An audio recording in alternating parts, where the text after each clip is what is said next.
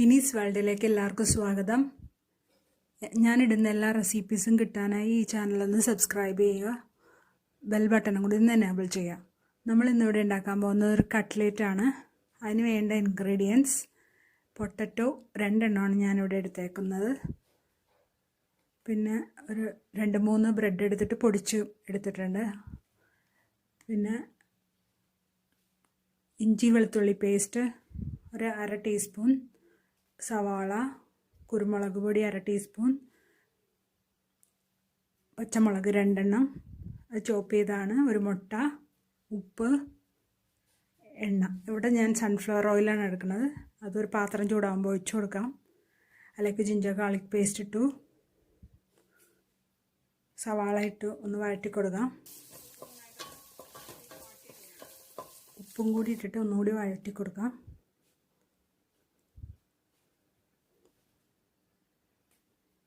പച്ചമുളക് ചോപ്പ് ചെയ്തത്, വേപ്പിലയും കൂടി ഇട്ട് കൊടുക്കാം. ഇനി ഇത് പാട്ടുണ്ട്, പൊടികൾ ഇട്ട് കൊടുക്കാം.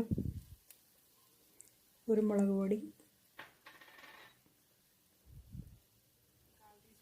മഞ്ഞൾപ്പൊടി 1/4 ടീസ്പൂൺ, 1/2 ടീസ്പൂൺ മസാലപ്പൊടി,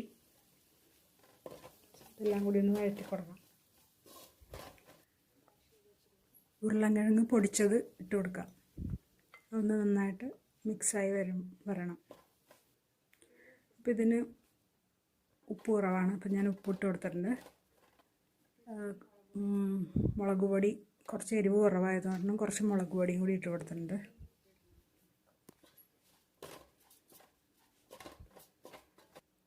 ഇപ്പോൾ ഇത് റെഡി ആയിട്ടുണ്ട്. ഇതൊന്ന് തണുക്കുമ്പോൾ നമുക്കിതിനി ഷേപ്പ് ചെയ്തെടുക്കാം. ഏത് ഷേപ്പിൽ വേണമെങ്കിലും എടുക്കാം. ഞാനിവിടെ റൗണ്ട് ഷേപ്പിലാണ് എടുക്കണം. ഇപ്പോൾ പച്ചമുളകിന് എരിവുണ്ടെങ്കിൽ പിന്നെ മുളക് പൊടി ഇട്ടില്ലെങ്കിലും കുഴപ്പമില്ല. അപ്പോൾ പച്ചമുളകിന് എരിവ് കുറവുകൊണ്ടാണ് ഞാൻ മുളക് പൊടി രണ്ടാമതിട്ടത്. ഇപ്പം നമ്മൾ മുട്ടയിലൊന്ന് മുക്കിയിട്ട് ബ്രെഡ് ക്രംസിലൊന്ന് മുക്കിയിട്ട് നന്നായിട്ട് പൊതിഞ്ഞെടുക്കുക.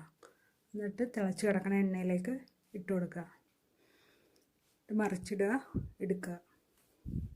നന്നായിട്ട് ബ്രൗൺ കളറായി വരുമ്പോൾ എടുക്കുക. ഇപ്പോൾ നമ്മുടെ റെഡി ആയിട്ടുണ്ട്.